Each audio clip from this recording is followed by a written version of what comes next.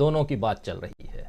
PM Narendra Modi Congress और राहुल गांधी के आगे लगातार बेबस नजर आ रहे हैं। ये बात अब उनके भाषणों से भी जाहिर होने लगी है। हमने कल इस प्रोग्राम में लोकसभा में पीएम मोदी के भाषण पर चर्चा की थी कि कैसे राहुल गांधी के उठाए एक भी सवाल और कांग्रेस के लगाए एक भी आरोप का पीएम मोदी ने जवाब नहीं दिया। राष्ट्रपति के अभिभाषण के धन्यवाद प्रस्ताव पर आज पीएम मोदी ने राज्यसभा में जो भाषण दिया उसमें भी वे अडानी मामले को पूरी तरह से नजरअंदाज करते हुए दिखे। विपक्ष अदानी और मोदी अदानी भाई भाई का नारा बुलंद करता रहा और मोदी जी अपना भाषण आगे बढ़ाते रहे। जैसे ही प्रधानमंत्री नरेंद्र मोदी राज्यसभा में भाषण देने आए, विपक्ष जो है वो बेल में आ गया और वहां आकर के मोदी अदानी भाई भाई के नारे लगाता रहा। और ये पहली दफा इतिहास में प्रधानमंत्री नरेंद्र मोदी के बारे में तो कहा ही जा सकता है कि जब से वो आए प्रधानमंत्री बने और जब से उन्होंने भाषण देना शुरू किया है सदन में, ये पहला मौका था जब शुरू से आखिर तक विपक्ष जो है वो नारेबाजी करता रहा। शुरुआत देखिए कैसे होती है, जरा देखिए, सुनिए। Honorable Prime Minister.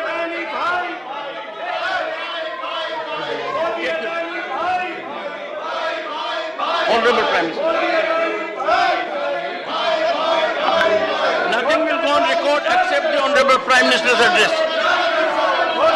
आदरणीय सभापति जी, मैं उन सभी सदस्यों का भी आभार व्यक्त करता हूं जिन्होंने इस चर्चा में भाग लिया। अपनी कल्पना के अनुसार चर्चा को विस्तार देने का प्रयास भी किया और इसलिए मैं सदन में हिस्सा लेने और चर्चा में हिस्सा लेने वाले सभी आदरणीय सदस्यों का धन्यवाद करता हूं। आदरणीय सभापति जी, ये सदन तो सुन रहे थे, देश के पैसे से खाई मलाई, मोदी अदानी भाई भाई और मोदी साहब अदानी पर कुछ तो बोलो, मोदी अदानी भाई भाई के नारे। और उधर मोदी जी ने अडानी की जगह फिर से कांग्रेस पर और खासकर राहुल गांधी का नाम न लिया उन्होंने, लेकिन नेहरू और गांधी परिवार पर हमला बोलने की पुरानी रणनीति पर प्रधानमंत्री काम करते हुए नजर आए। ये बड़ी अजीब सी बात है दोस्तों कि देश में एक बड़ा आर्थिक मुद्दा उठा है जिस पर दुनिया भर में बात हो रही है। लोगों के अरबों रुपए दांव पर लगे हैं, देश की वित्तीय व्यवस्था के विश्वास पर सवालिया निशान लग रहा है, लेकिन पीएम मोदी उस पर संसद में एक शब्द नहीं बोल रहे हैं। जांच और कार्रवाई का आश्वासन तो दूर की बात है, इसकी जगह वे केवल अपनी तारीफ करने और गांधी परिवार पर निजी हमले करने में लगे हुए हैं। पंडित नेहरू का नाम लेने से बचने वाले मोदी जी ने आज नेहरू सरनेम को लेकर गांधी परिवार को निशाना साधा, उस पर निशाना बनाया कह सकते हैं। मोदी जी ने कहा कि मुझे समझ नहीं आता है कि उनकी पीढ़ी का कोई व्यक्ति नेहरू सरनेम रखने से डरता क्यों है, नेहरू सरनेम रखने से शर्मिंदगी क्यों है। इतना बड़ा महान व्यक्तित्व आपको मंजूर नहीं है, परिवार को मंजूर नहीं है और आप हमारा हिसाब मांगते हैं। जरा सुनिए क्या कुछ कह रहे हैं नेहरू जी पर, पहली बार बोल रहे हैं। यहाँ ये भी कहा गया कि सरकार की योजनाओं को उनके नामों को लेकर के आपत्ति उठाई। कुछ लोगों को ये भी परेशानी है कि नामों में कुछ संस्कृत टच है, बताइए, इसकी भी परेशानी। आदरणीय सभापति जी, मैंने किसी अखबार में पढ़ा था, मैं कोई वेरीफाई तो नहीं किया है, और रिपोर्ट कह रही थी 600 जितनी सरकारी योजनाएं सिर्फ गांधी नेहरू परिवार के नाम पे हैं।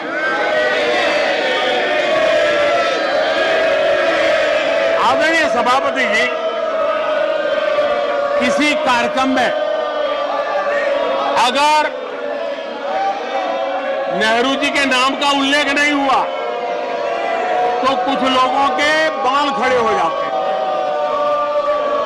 उनका लहू एकदम गर्म हो जाता है कि नेहरू जी का नाम क्यों नहीं दिया। आदरणीय सभापति जी, मैं बहुत आश्चर्य होता है कि चलो भाई हमसे कभी छूट जाता होगा नेहरू जी का नाम, और छूट जाता होता होगा हम ठीक भी कर लेंगे क्योंकि वो देश के पहले प्रधानमंत्री थे। लेकिन मुझे ये समझ नहीं आता है कि उनकी पीढ़ी का कोई व्यक्ति नेहरू सरनेम रखने से डरता क्यों है? क्या शर्मिंदगी है नेहरू सरनेम रखने से? क्या शर्मिंदगी है? इतना बड़ा महान व्यक्तित्व अगर आपको मंजूर नहीं है, परिवार को मंजूर नहीं है, और हमारा हिसाब मांगते रहते हो।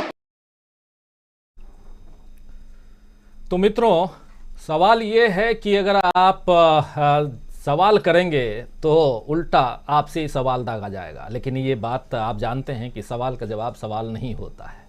आपको याद होगा कि मोदी जी ने किस तरह डॉक्टर मनमोहन सिंह के लिए रेनकोट पहनकर नहाने वाली टिप्पणी की थी। शायद आपको मोदी जी का वो बयान भी याद हो जिसमें उन्होंने रेणुका चौधरी की हंसी पर रामायण जैसी हंसी वाला रिमार्क इसी सदन में किया था। और अब नेहरू सरनेम की बात, अगर घटिया टिप्पणियों की लिस्ट तैयार करें तो शायद ये सारी बातें उसमें शुमार की जा सकती हैं।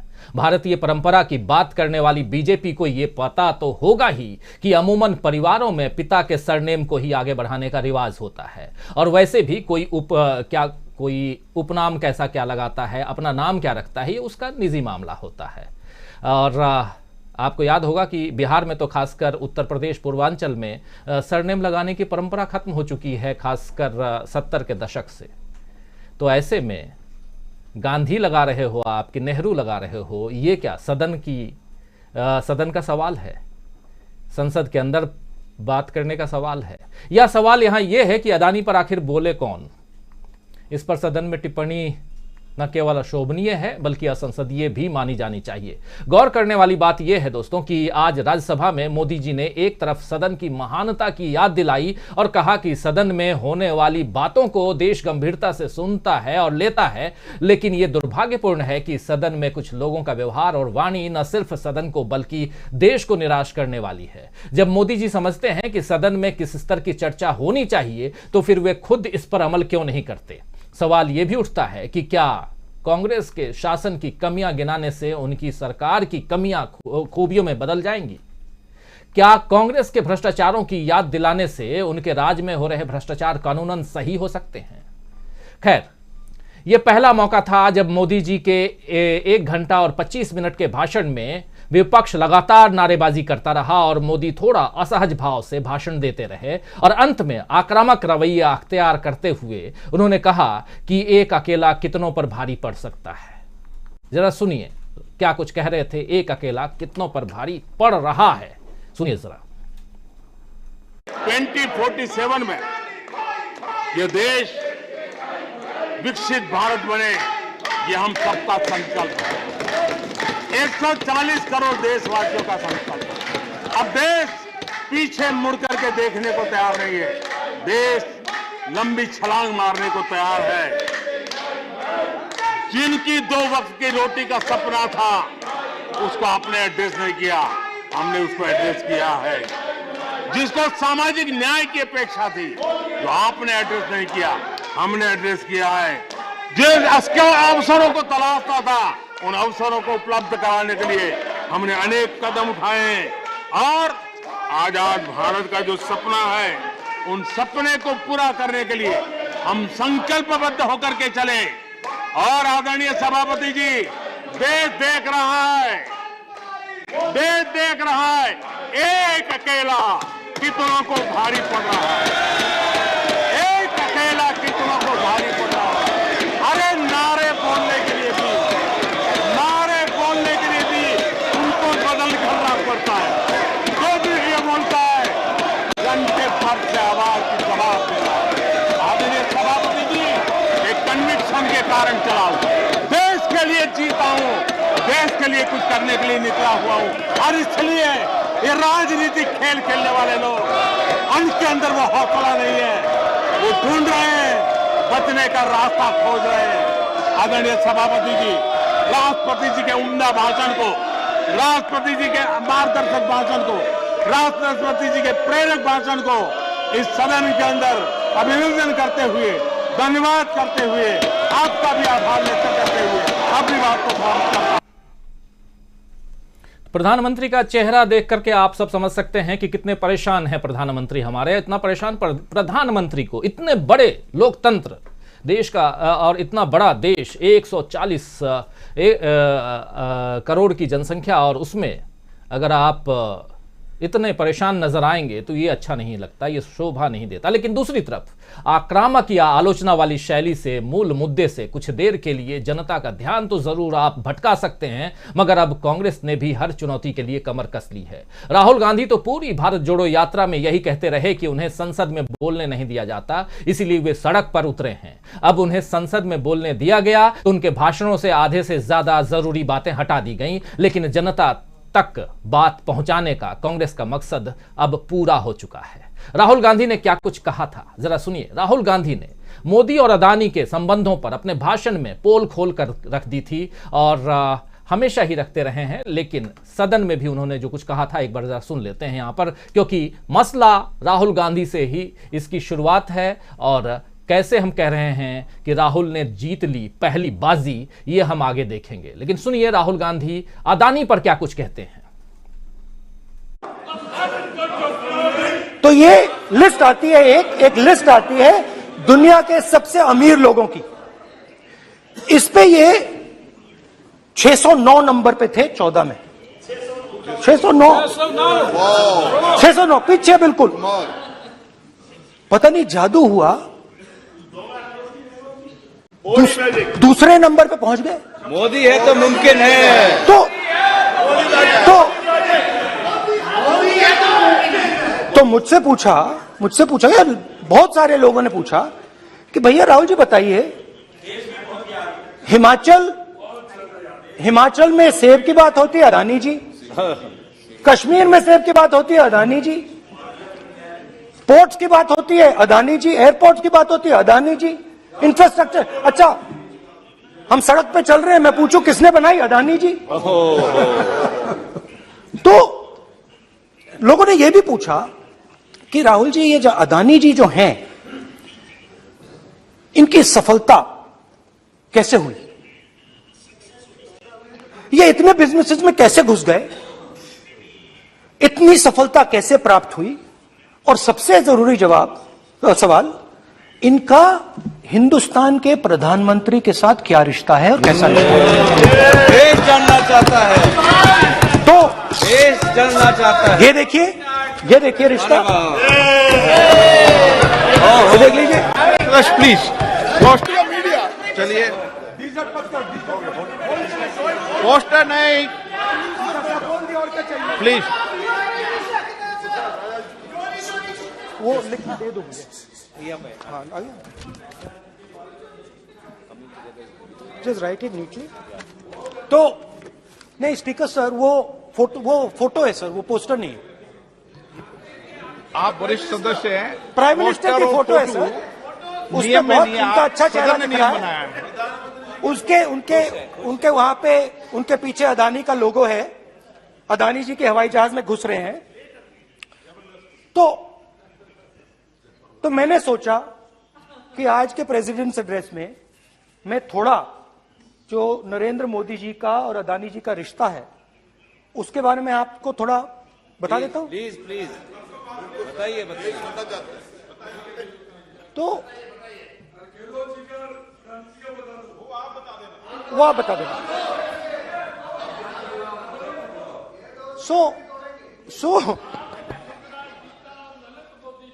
So the relationship begins many years ago when Narendra Modi ji was the Chief Minister of Gujarat. And when most of India's business was asking questions of the Prime Minister, was against the Prime Minister, one man stood shoulder to shoulder with the Prime Minister. He didn't back down. That's commendable. It's not a joke. He was loyal to the Prime Minister. तो Rahul Gandhi describe कर रहे हैं कि क्या रिश्ता है मोदी जी और अदानी साहब के बीच। हालांकि इसके कई सारे अंश हटा दिए गए हैं लोकसभा की कार्यवाही से, और लेकिन वीडियो सोशल मीडिया पर और संसद टीवी पर भी अभी भी मौजूद है, और उसी का अंश हम आप तक पेश कर रहे हैं।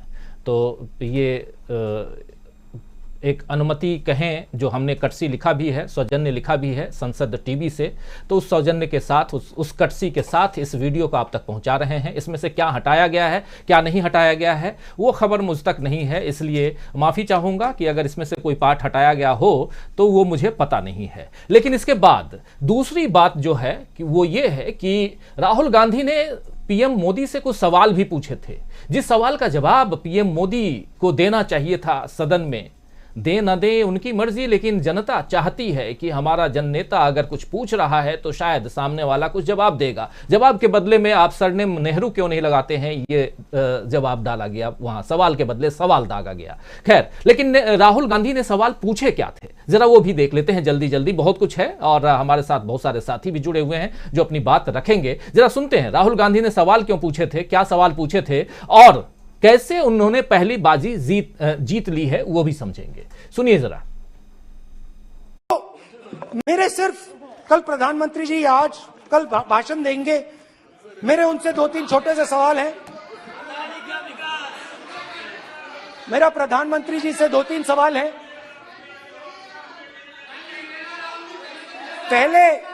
पहले अदानी जी के हवाई जहाज में मोदी जी जाते थे, अब मोदी जी के हवाई जहाज में अदानी जी जाते हैं। पहले लोकल मामला था, फिर नेशनल मामला हो गया, उसके बाद इंटरनेशनल मामला हो गया।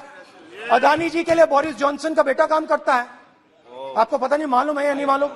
भाई सॉरी, नहीं बेटा भी, भाई काम करता है। तो ये मामला पहले गुजरात का मामला था, फिर ये हिंदुस्तान का मामला हुआ, अब ये इंटरनेशनल मामला हो गया है। तो मेरा सवाल प्रधानमंत्री जी से, और सिंपल सवाल है, प्रधानमंत्री जी आपकी फॉरेन ट्रिप्स पे अदानी जी और आप कितनी बार एक साथ गए? Adani ji, how many times did you travel together with Adani ji? How many times did Adani ji join you later on a visit? How many times did Adani ji travel to a country immediately after you did? And in how many of these countries after you visited did Adani ji get a contract? Also an important question, जरूरी सवाल, अदानी जी ने BJP को पिछले 20 साल में कितने पैसे दिए हैं?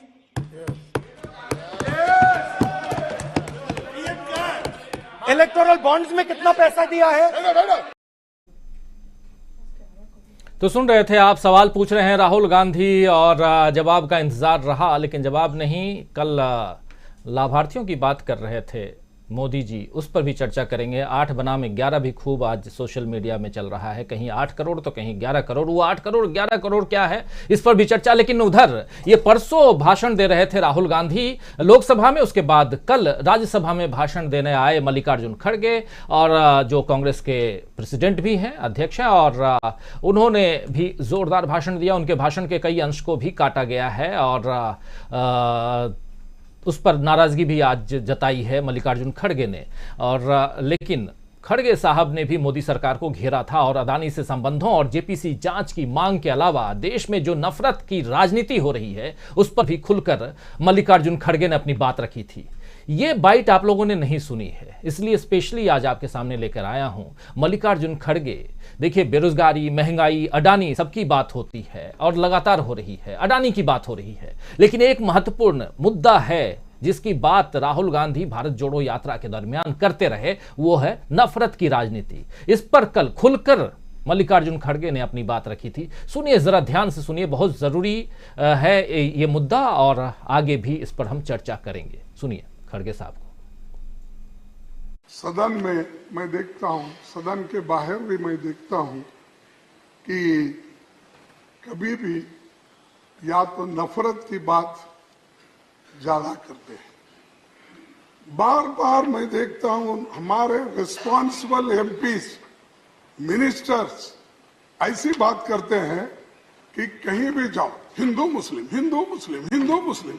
अरे वही है आपको देश में, हिंदू मुस्लिम ही मिलता है, दूसरे सब्जेक्ट नहीं मिलते ये। और दूसरे तरफ कहीं क्रिश्चियन का चर्च है, उसके तरफ आपकी निगाह, कहीं शेड्यूल कास्ट किसी मंदिर में गया तो उसको मारते हो, उसकी सुनवाई नहीं होती है। अरे सुनिए, देखिए एक क्या है, आज हम शेड्यूल कास्ट को हिंदू समझते ना, नहीं समझते ना, समझते हैं तो उसको मंदिर में क्यों अलाउ नहीं है? समझते हो तो उसको पानी क्यों नहीं देते? समझते हैं तो उसको शिक्षा क्यों नहीं? समझते हो तो उसको बराबरी का स्थान क्यों नहीं देते हो? अरे उसके घर में जाके खाना खा के शो मचाते हो। हमने आज शेड्यूल कास्ट के मकान में खाना खाया, बहुत से मंत्री फोटो निकालकर टीवी में ये बताते हैं ये शेड्यूल कास्ट के घर में आज खाना खाए, बड़ी बात है नहीं। अरे धर्म एक है ना, ऑनरेबल जब धर्म एक। तो सुन रहे थे आप मल्लिकार्जुन खड़गे को। कल तमाम बातें यहां रखते हुए और असहज भाव में नजर आ रहे थे सभापति। खैर, इधर आज तो यूथ कांग्रेस ने भी सड़कों पर जिस तरह विरोध प्रदर्शन करके अदानी मामले की जांच की मांग उठाई है, सड़क पे यूथ कांग्रेस। और ये देखिए विजुअल्स आप देख रहे होंगे, ये यूथ कांग्रेस के नेता हैं, अध्यक्ष हैं श्रीनिवास बीवी। काफ़ी नाम कमाया था इन्होंने कोरोना की दूसरी लहर में, और लेकिन इसे भी लोग खासकर सत्ता पक्ष नज़रअंदाज करते। कोई बात नहीं, उससे समझ में आ रहा है कि इस बार कांग्रेस अपने कदम पीछे नहीं खींचेगी, ये साफ नज़र आ रहा है। और मोदी संसद या बाहर कांग्रेस की जितनी कमियां गिना दें, कांग्रेस उनसे जवाब मांगना नहीं छोड़ेगी, ये भी दिख रहा है। क्योंकि लगातार राहुल गांधी जो हैं वो सदन में इसी पर बात करते हुए नजर आ रहे हैं, और मल्लिकार्जुन खड़गे भी।